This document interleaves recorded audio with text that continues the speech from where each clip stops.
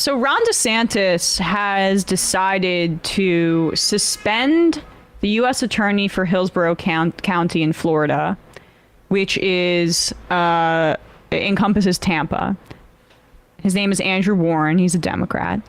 Andrew Warren signed a pledge that he would refuse to enforce the abortion ban criminally, basically going after providers and people who seek abortions within his jurisdiction. Now, prosecutorial discretion is a thing. It's actually very widely used by right-wing prosecutors, by left-wing prosecutors, and it's in his purview to do this.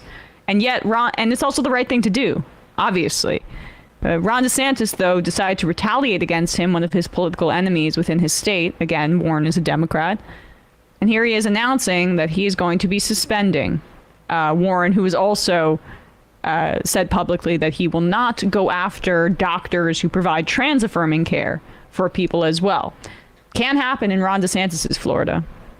The Constitution of Florida has vested the veto power in the governor, not in individual state attorneys. And so when you flagrantly violate your oath of office, when you make yourself above the law, you have violated your duty, you have neglected your duty, and you are displaying a lack of competence to be able to perform those duties. And so today we are suspending State Attorney Andrew Warren, effective immediately.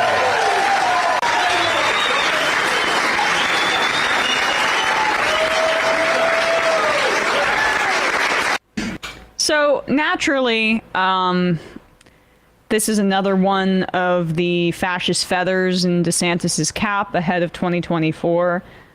These are the kinds of performative actions that he's made a name for himself on and has made himself a darling of right-wing media, who is seeking an alternative to Trump that is just as disgusting, but without the baggage and without the fun, honestly, of like his insult routines at his Trump rallies. I mean, let's be real. Yeah. But so this is a part of their interconnected way to attack abortion rights and attack LGBTQ people. So this attorney, Andrew Warren, has said that he will not go after doctors again for providing abortions if it is necessary, and two, for providing trans-affirming care to minors, which people like Jordan Peterson and right-wing politicians have designated as a butchering, because they need to make every action of trans-affirming care into a surgery in order to elicit a disgusted response from their base.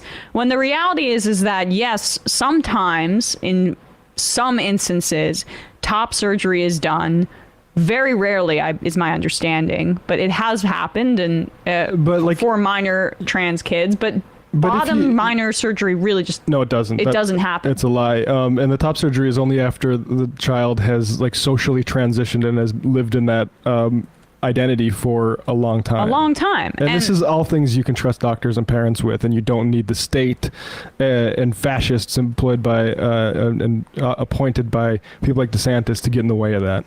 And the reason that they want to make it all about surgery is because, as I say, right, they think it's more visceral for people. But trans-affirming care is so much more encompassing than just the surgical element. And there are so many steps that lead to that period, including puberty blockers, hormones in general, that get you to a point where then you have said surgery. And all of that is, you can pause it. It's not invasive in the way that they like to set up, because, again, they're going for they're going for you're butchering our kids, that kind of response from people. Yeah. And just a note, it's a little bit rich for the governor of Florida to be talking about selective enforcement of laws. I don't mean to besmirch Floridans too much. I think actually, frankly, most would agree with what I'm about to say. I've enjoyed Miami much, and Orlando's fine. But very scammy state. And my impression of that is not not backed up by numbers. This is from the USA Today. On average, there were 500 complaints per 100,000 residents in the 50 states for fraud. 8 of the 10 states with the highest rates had at least 600 complaints per 100,000 residents. Florida led the nation with nearly 1,000 complaints per 100,000 people, which would be 1 in 100 that you're going to get defrauded in that state. Based on data published by the FTC's annual Consumer Sentinel report 24/7, the 10 states identified with the most fraud.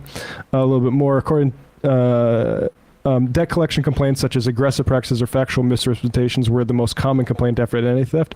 These complaints occurred most often in Florida, where 18% of all reports, or 18% of all reports in the country, or 28,212 were in this category. So I would worry about your state being a giant haven for scammers. And a tax haven as well for like wealthy New Yorkers who will live in the state for half of the 365 days plus one. I can't do math.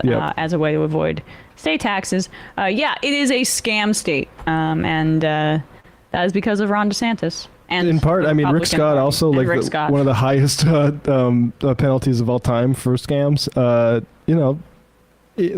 mean, Medicare scam, right? Yeah, it was. And or Medicaid, I forget. One of those. And look, he pleads the fifth.